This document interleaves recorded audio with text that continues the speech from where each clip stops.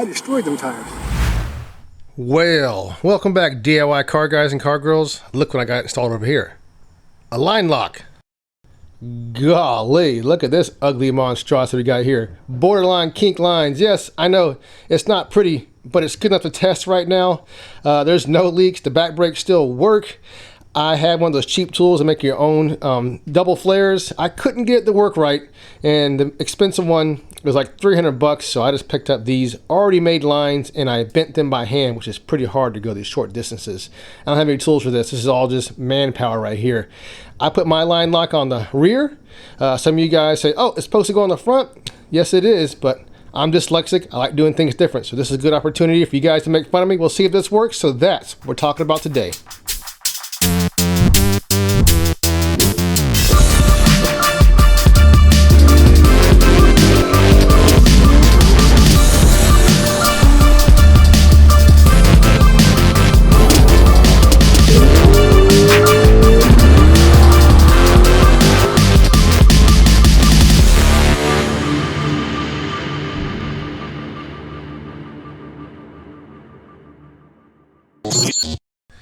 So we got in neutral and the tire is spinning, right?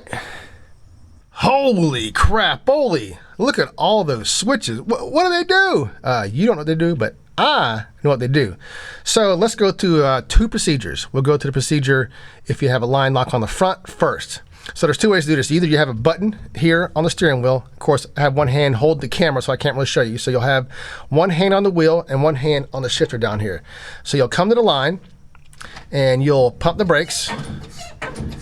Then you'll hit the line lock and then you'll let go of the brakes. And that keeps the front ones closed while the line lock solenoid is engaged. Then you come down. If you have enough power, always start in second when you're in the burnout box. So you go shift into third gear, high gear, get the RPMs up. Once you see some smoke, then you roll out by letting go of the button. It lets the front brakes loose and then you're rolling out straight. And then right when you come out and you hear them go, you pop into neutral and then you're off the gas and then you're staging. That's how you do it. You have the line lock on the front. Or you can put it on a switch. I didn't want the little dangly thing here on my steering wheel to get caught up. That's why I wanted to switch, but I didn't want to have to worry about doing this and then reaching up for this and taking my hand back down to here. I wanted my hand on the wheel and my hand on the shifter the whole entire time, so I have to worry about it. So I put mine on the rear. And the way this works, you come out to the burnout box. So instead of pumping the brakes, you flip the switch. You can see it's on. Hold the brakes. Come down to second. Third. While you see that smoke, and then you just let your foot off the roll out, pop it in neutral and stage, and you turn your line off. That's why I put mine on the rear for that reason. Will it work? Let's see at least if it's locking up the back brakes. That's next. Oops. Correction, not locking up the back brakes, but causing them to not lock up so we can do a really easy burnout. So let me grab my helper stick right here. That's what I'm going to use to hold the brake pedal closed. And hopefully these guys out here don't lock up. All right, before we test everything out, I want to explain this. I'm not sure if this is correct, but this is my reasoning for this. On this solenoid right here, brake solenoids, they actually close and don't open. Nitrous solenoids, they only open, right? So this, I tested this out. It'll flow this way and stuff will flow this way. So I noticed it will work no matter what direction. But this side right here is supposed to go towards the master cylinder. The reason why I have mine flipped is because I'm guessing one side of this solenoid is designed to hold pressure. So this is going to the front brakes. This would be this way. It's holding pressure from the front brakes to here. But since we're holding pressure from the master cylinder to here so that the back do not engage, I flip this. Hopefully it's right. I don't know. But that's for some of you guys who know these solenoids, you know, like, oh, the instructions told you to put this towards the master cylinder and I'm going to type you wrong. That was just for you guys. That's my reasoning, just so you know. Here's my helper. I shoved this in between the seat and the pedal. So, see right here? They're moving. If it works, they'll still move. All right, let's do it.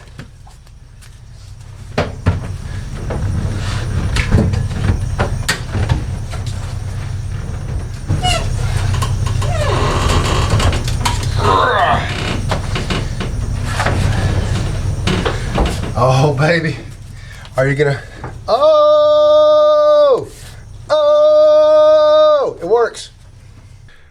All right, so I shut the line lock off.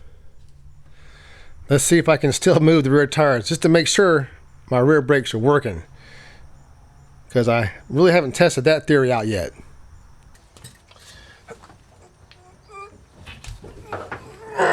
Yeah, they work.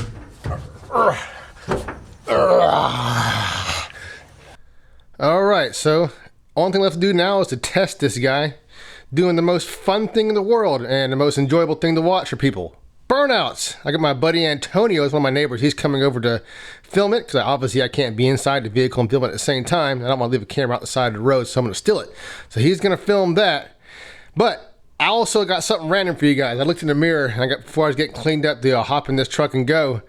And I got tired looking at all my gray hairs, so I ended up shaving my beard.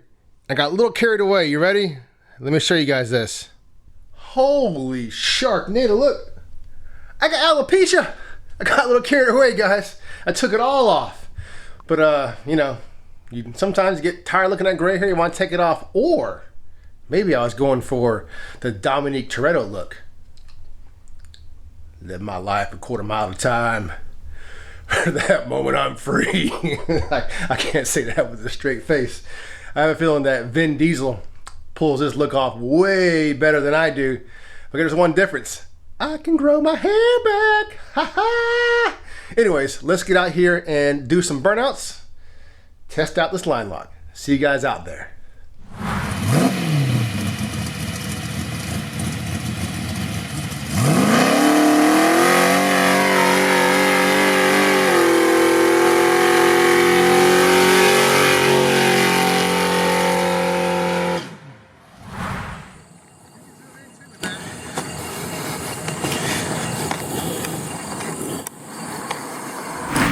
Yes, it works.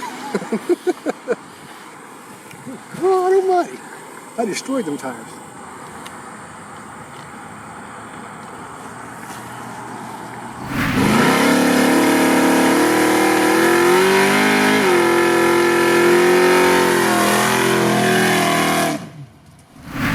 All right, guys, alopecia boy back in the house. So there's one thing I wanted to touch on. I see this a lot, and it's not very cool, but a lot of guys do this. Someone will be new in car stuff, and first of all, they either post making fun of people when they don't know what they're talking about. And there's some people who'll make fun of someone who asks a simple question, and people will just come on there. I see it all the time on social media, and they'll ask a question. They may be new to it, and then people just bash them.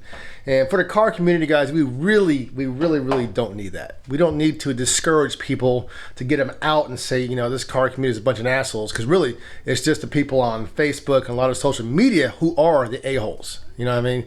So, you know, just kind of remember, no one starts off knowing everything. I will say right now, I don't know everything. I'm far from knowing everything. I know what I know on what I've worked on. That's about it. And I'm always eager to learn more. I make mistakes. So when you're out there, don't just be a big dick to people who are new or trying to get into this, make fun of them. Honestly, try to help them, because some of you guys really just need to stop. With that said, keep on wrenching and peace. Boop.